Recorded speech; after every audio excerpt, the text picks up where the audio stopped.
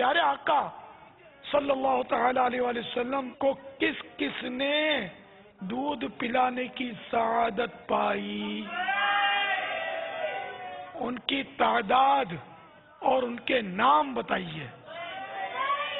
درست جواب دینے والے کو مدینہ منورہ کی ٹکٹ دی جائے گی۔ چلو ایک بیچاروں کو یار واندہ نہیں، تعداد 7 ہے۔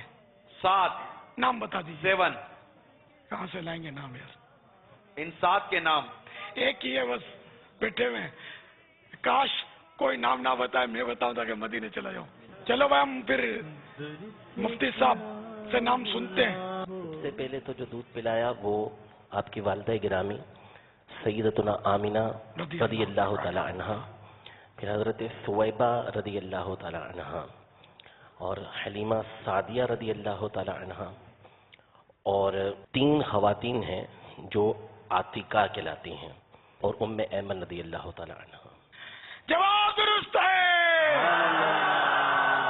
اچھا اب اس کا موجودہ یہ فتح رضویہ شریف جلد 30 صفحہ نمبر 295، سرکار اعلی حضرت رحمت اللہ تعالی علیہ فرماتے ہیں کہ قبیلہ بنو سلیم کی 3 کنواری پاکیزہ بیبیاں، تینوں کا نام عاتقہ تھا۔